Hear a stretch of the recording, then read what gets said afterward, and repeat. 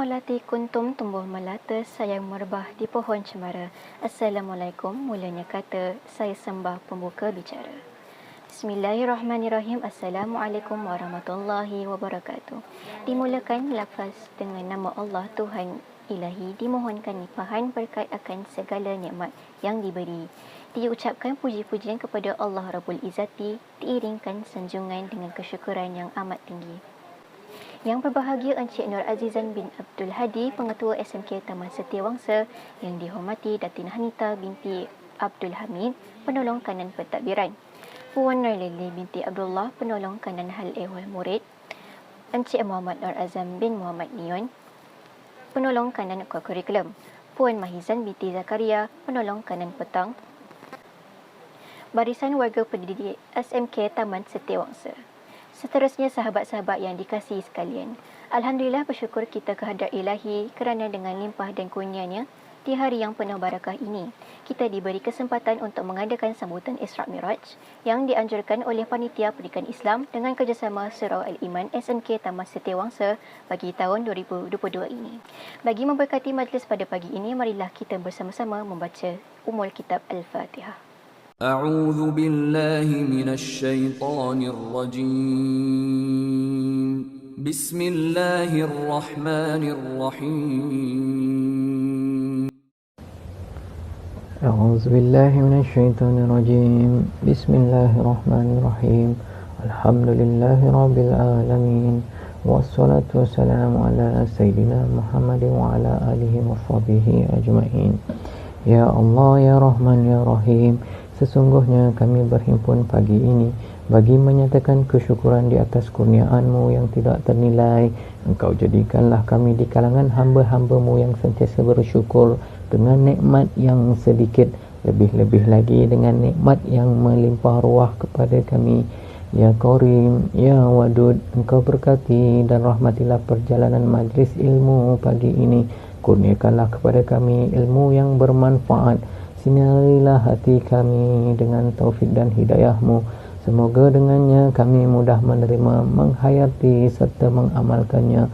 Allahumma ya Latif, jauhkanlah kami daripada wabak penyakit, lindungilah kami daripada kebinasaan yang dahsyat, dan peliharalah kami daripada segala penyakit yang berjangkit, ta'un dan bala bencana dengan ihsan-Mu ya Allah. Ya Zal Jalali wal Ikram, kurniakanlah kepada kami kesihatan anggota, kecergasan minda, ketenangan jiwa dan kekuatan semangat agar kami mampu melaksanakan tugas sebagai khalifah di bumi-Mu ya Allah. Rabbana atina fid dunya hasanah wa fil akhirati hasanah wa qina adzabannar wa adkhilna jannata ma'al abrar. Ya Aziz, Ya Ghaffar, Ya Sattar, Ya Jabbar, Ya Rabbal Alamin.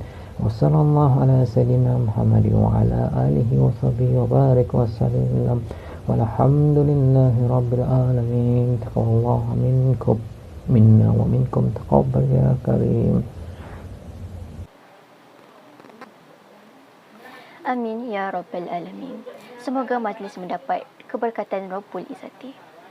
Isra' ialah perjalanan Nabi Muhammad dari Masjidil Haram ke Masjidil Aqsa di Palestin. Manakala Mi'raj pula merupakan perjalanan Rasulullah dari Masjidil Aqsa naik ke langit. Peristiwa ini berlaku pada 27 Rajab 672 Masihi. Untuk menyingkat rahsia peristiwa Isra' Mi'raj ini, marilah kita dengarkan penceritaan yang akan diceritakan oleh Ustazah Nurul Ain binti Muhammad Saleh. Assalamualaikum warahmatullahi wabarakatuh. Alhamdulillahi rabbil alamin. Wassalatu wassalamu ala ashrafil anbiya'i wal mursalin wa ala alihi wa sahbihi ajma'in. Rabbi syrah li sadri wa yassir li amri wahlul 'uqdatam min lisani yafqahu qawli. Amma ba'du. Hari ini saya akan menceritakan dua peristiwa besar yang berlaku kepada Nabi Muhammad sallallahu alaihi wasallam dalam satu malam. Apakah peristiwa itu? مولاي صل وسلم دائما أبدا على حبيبك. Setiap tahun bulan Rajab, umat Islam akan sambut apa? Yes, pandai. peristiwa Isra dan Mi'raj. Peristiwa Isra dan Mi'raj ini merupakan bukti kenabian dan kerasulan Nabi Muhammad sallallahu alaihi wasallam. Apa itu Isra? Dari segi bahasa bermaksud berjalan di waktu malam. Manakala dari segi istilah adalah perjalanan Nabi Muhammad sallallahu alaihi wasallam dari Masjidil Haram ke Masjidil Aqsa dengan menaiki burak. Manakala Mi'raj pula dari segi bahasa bermaksud naik. Dari segi istilah, Mi'raj bermaksud perjalanan Nabi Muhammad sallallahu alaihi wasallam dari Masjidil Aqsa naik ke langit ke-7. Firman Allah Subhanahu wa taala berkaitan dengan peristiwa Isra dan Mi'raj adalah Bismillahirrahmanirrahim. سبحان الذي أسرى بعبده ليلا من المسجد الحرام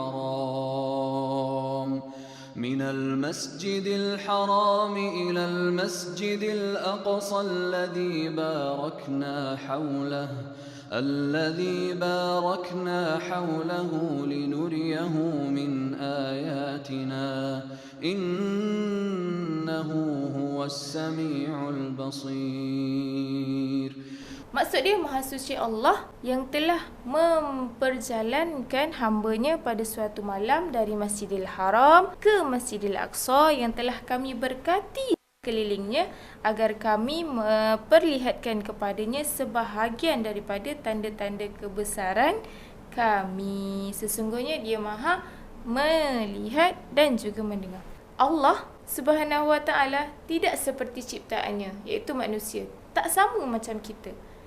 Allah berfirman dalam surah Al-Asyura ayat 11.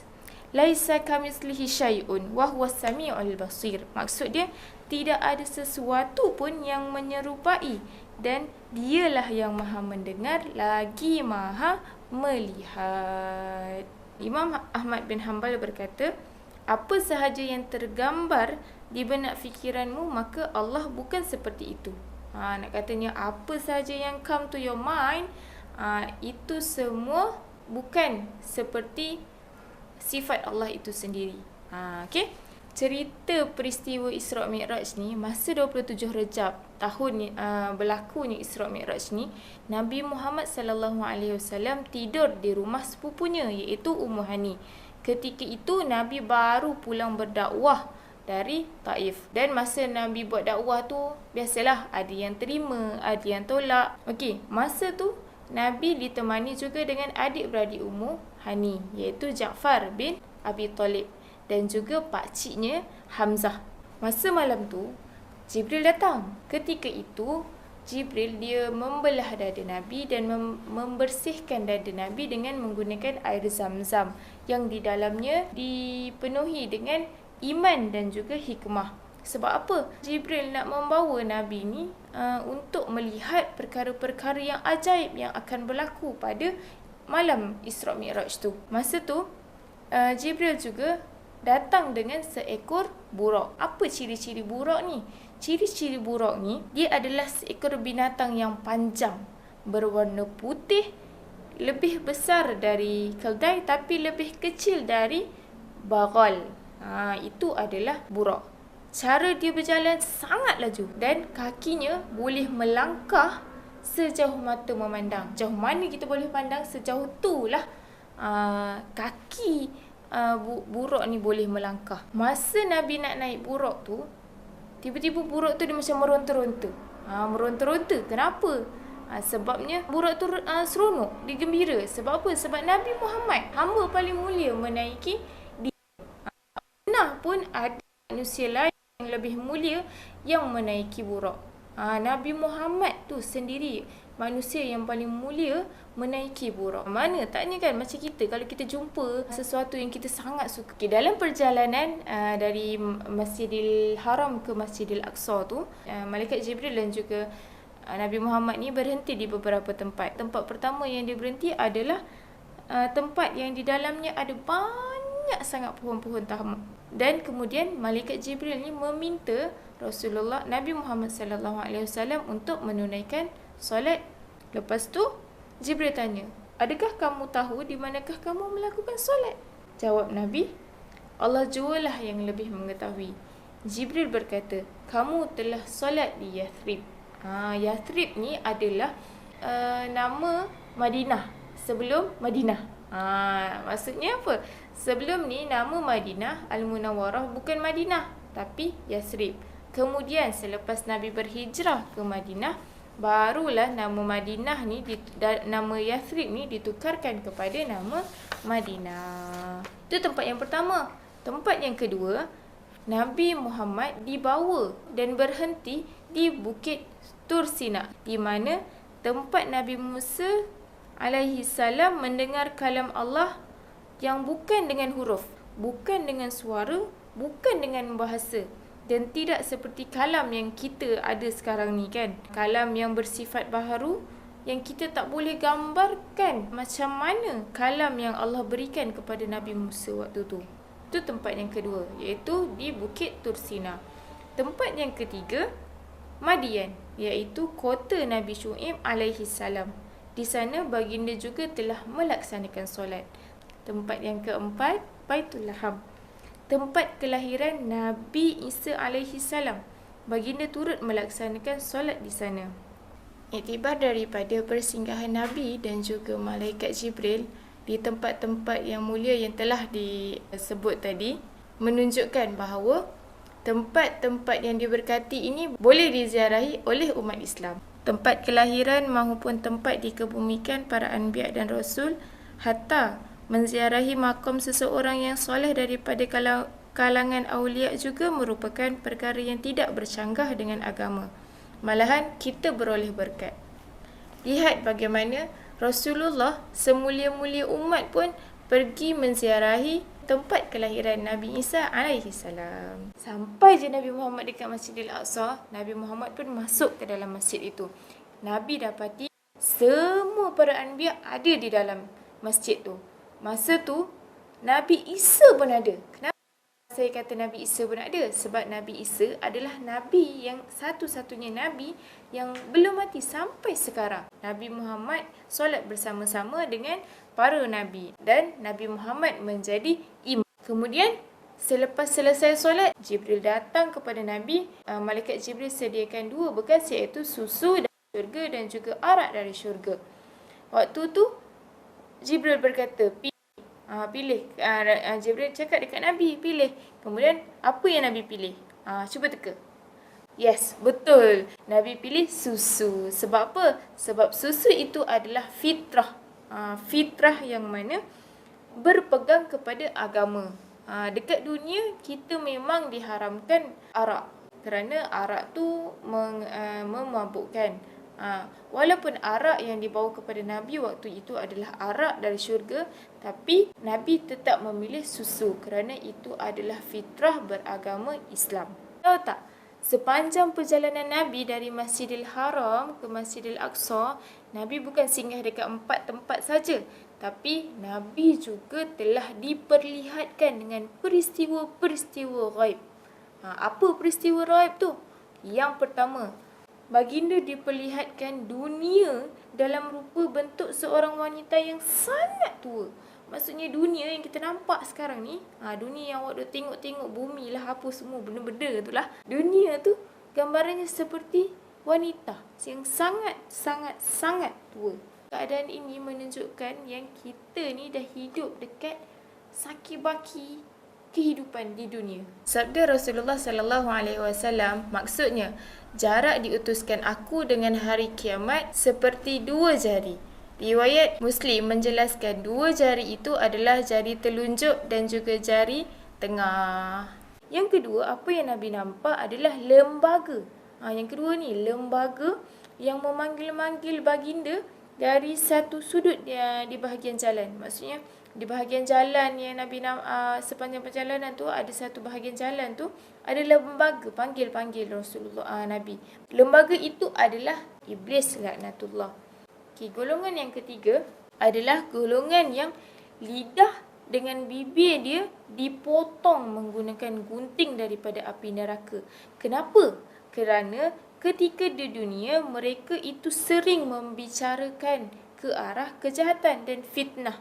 Kemudian yang keempat, perkara ghaib yang keempat adalah Nabi nampak segolongan manusia memecahkan kepalanya ke batu dengan menggunakan batu, kemudian kepalanya bercantum kembali dan dipecahkan balik. Itu adalah kerana mereka-mereka ini ketika di dunia berat untuk menunaikan solat. Golongan yang kelima, kelompok manusia yang berlumba-lumba makan makanan yang busuk daripada makan daging-daging yang segar. Mereka adalah golongan yang selalu meninggalkan yang halal dan sukakan benda-benda yang haram. Maksudnya ketika mereka hidup di dunia, mereka ini adalah golongan yang suka mencari yang haram. Mereka tak suka cari yang halal.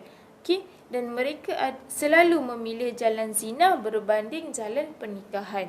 Golongan yang keenam, Nabi nampak manusia ni dia mencakar muka dengan dada mereka sendiri dengan menggunakan kuku yang diperbuat daripada tembaga. Kerana mereka, kehidupan mereka semasa di dunia, mereka suka mengumpat. Tak kisahlah siapa pun, mereka suka mengumpat. Kemudian Nabi meneruskan lagi perjalanannya ke langit bersama-sama dengan Malaikat Jibril. Okey, sekarang ni kita di part yang kedua, iaitu Mi'raj. Perjalanan Nabi dari Masjidil Aqsa ke langit bersama dengan Jibril alaihissalam. Nabi dan Jibril menaiki langit dengan menaiki Al-Mirqat. Apa itu Al-Mirqat? Al-Mirqat ialah suatu seumpama tangga yang bersambung antara langit dan juga bumi. Anak tangga Al-Mirqat ni diperbuat daripada emas dan perak. Sebagaimana yang kita tahu, langit ni ada 7 lapisan. Setiap langit terpisah antara satu sama lain, yang mana ketebalannya kira-kira 500 tahun perjalanan. Di langit pertama ada 2 pintu, Babul Hafazah dan juga Babul Taubah. Babul Hafazah ni merupakan tempat laluan malaikat turun naik. Manakala Babut Taubah merupakan pintu di sebelah barat, yang mana pintu ini akan ditutup apabila matahari terbit dari sebelah barat. Dan pada waktu itu, sesiapa pun yang melakukan taubat, taubatnya tidak akan diterima. Sampai Nabi di langit pertama, Nabi telah berjumpa dengan Nabi Adam alaihissalam. Nabi Adam ni merupakan Nabi dan Rasul yang pertama yang diciptakan oleh Allah dan diturunkan ke bumi. Nabi Adam merupakan bapa sekalian manusia, yang mana bapa kita lah, bapa kita semua. Nabi Adam ni telah mengalu-alukan kedatangan Nabi dan juga mendoakan kebaikan buat Nabi Muhammad sallallahu alaihi wasallam. Seterusnya Nabi meneruskan perjalanannya di langit kedua. Siapa yang Nabi jumpa di langit kedua? Nabi jumpa dengan Nabi Isa dan juga Nabi Yahya alaihi salam. Mereka ini adalah sepupu, kerana ibu kepada Nabi Zakaria adik-beradik dengan Maryam alaihissalam. Mereka berdua juga telah mendoakan kebaikan buat Nabi Muhammad sallallahu alaihi wasallam. Seterusnya, Nabi pergi ke langit ketiga. Di langit ketiga, Nabi berjumpa dengan Nabi yang tampan, iaitu Nabi Yusuf alaihissalam. Seterusnya, Nabi meneruskan lagi perjalanannya ke langit keempat.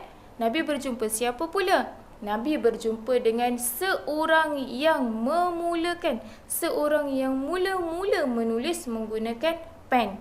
Manusia telah mula hidup dengan bandar-bandar. Siapa dia? Ya, betul. Nabi Idris alaihissalam. Nabi naik lagi ke langit yang seterusnya, iaitu langit yang kelima. Di langit yang kelima, Nabi berjumpa dengan Nabi Harun alaihissalam. Nabi Harun telah mengalu-alukan kedatangan Nabi Muhammad dan juga mendoakan kebaikan buat Nabi Muhammad sallallahu alaihi wasallam. Seterusnya, Nabi jumpa dengan Nabi Musa alaihissalam.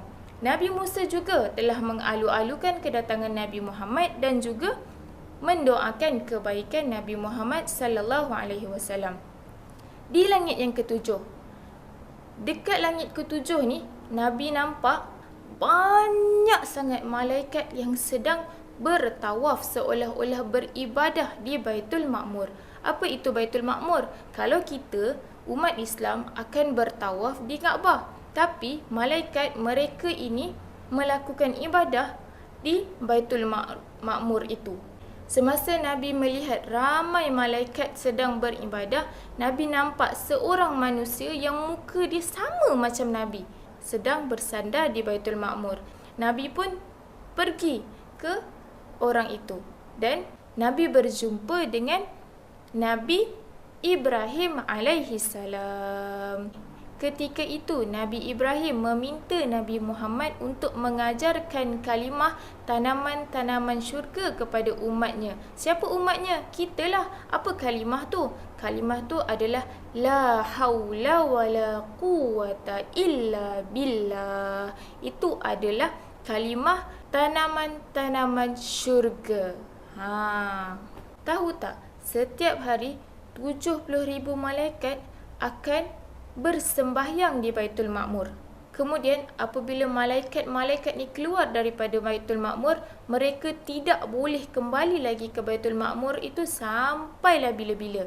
Maksudnya seorang malaikat hanya boleh datang Baitul Ma'mur sekali je. Ini membuktikan bahawa banyak sangat Allah ciptakan malaikat, lebih banyak daripada titisan-titisan hujan. Ketika berada di langit ke-6, Nabi Muhammad sallallahu alaihi wasallam melihat Sidratul Muntaha.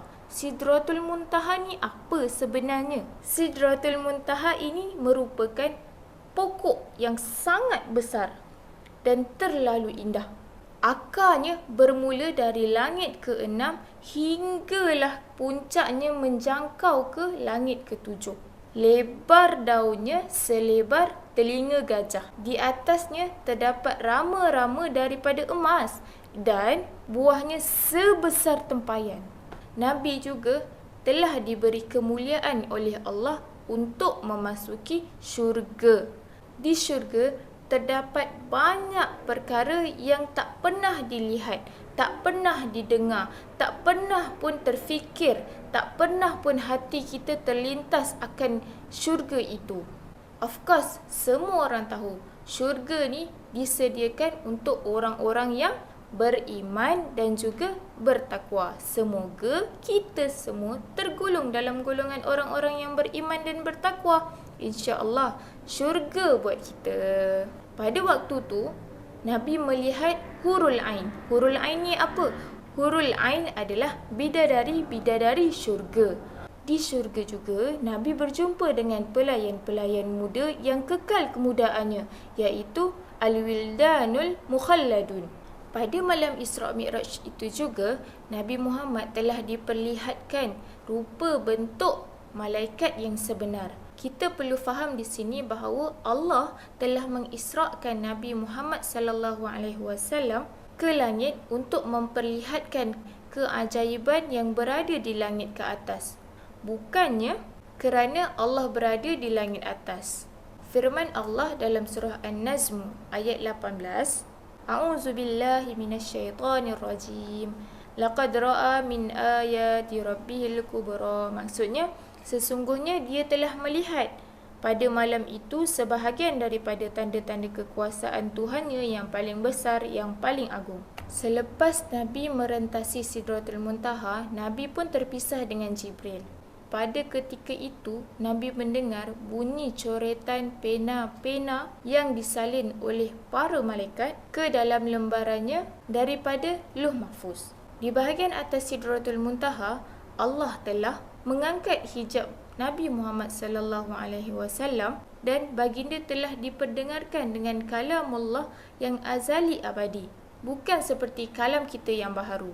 Baginda telah memahami daripada wahyu tersebut tentang beberapa perkara, iaitu kefarduan solat dan dosa yang diampunkan.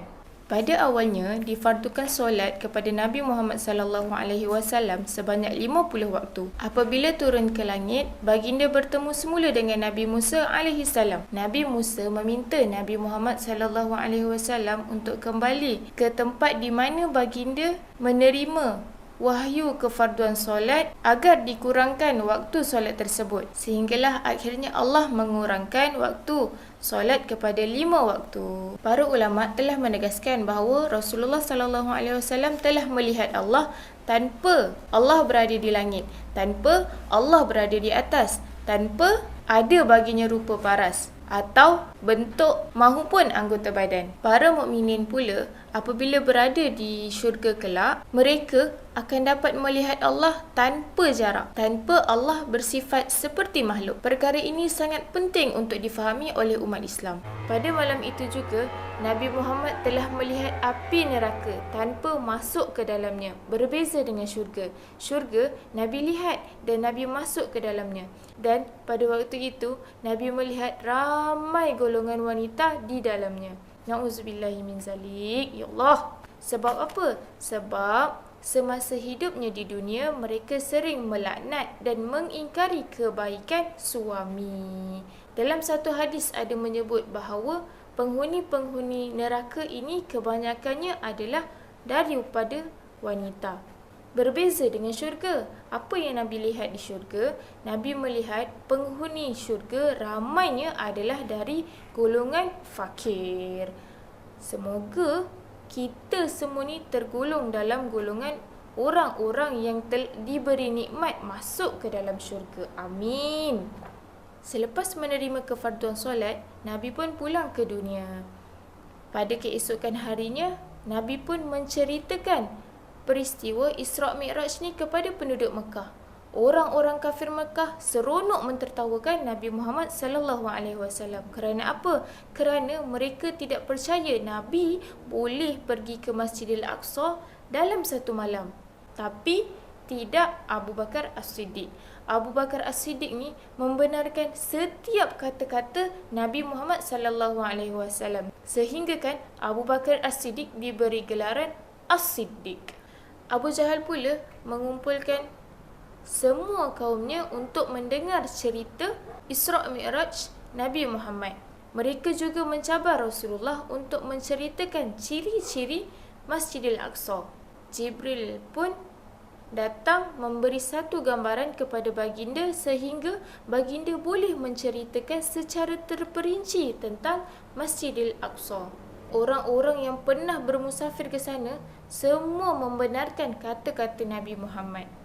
Itu telah membuktikan bahawa kejadian Isra' dan Mi'raj itu adalah benar. Nabi pernah sampai ke Masjidil Aqsa dalam satu malam itu adalah benar. Tapi hidayah tetap hidayah. Tidak ada sesuatu pun yang berlaku di bumi ini tanpa izin Allah. Masya Allahu kana wa ma lam yasha' lam yakun. Jadi, apa pengajaran daripada peristiwa Isra' Mi'raj ni? Yang pertama, kita wajib meyakini bahawa Allah itu wujud dan tidak bertempat. Yang kedua, kita perlu meyakini bahawa peristiwa Isra' Mi'raj itu benar-benar terjadi kepada Nabi Muhammad sallallahu alaihi wasallam. Yang ketiga, kita perlulah memperingati peristiwa Isra' Mi'raj dan mengambil iktibar daripada kisahnya. Yang keempat, kita hendaklah memastikan diri kita, keluarga kita tidak meninggalkan solat yang telah difardukan ketika berlakunya peristiwa Isra' dan Mi'raj.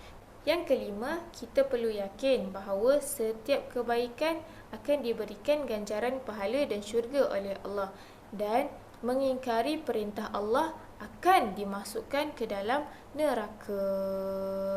Itu sahaja daripada saya. Semoga memberi manfaat kepada semua yang mendengar. Assalamualaikum warahmatullahi wabarakatuh. وسلم دائما أبدا على حبيبك خير. Guru-guru dan sahabat-sahabat sekalian, banyak kisah ajaib dan indah yang tak pernah terfikir di fikiran yang telah disampaikan sebentar tadi. Peristiwa Isra' Mi'raj ini benar-benar berlaku. Semoga kisah yang disampaikan itu tadi memberi manfaat dan iktibar buat kita semua. Kini kita berada di pengakhiran majlis. Ribuan terima kasih diucapkan kepada semua yang telah bertungkus lumus dalam menjayakan majlis ilmu seperti ini. Tenang-tenang ada di kali tempat mandian puteri-puteri. Sempurna sudah majlis diraih, salah dan silap harap dimaafi.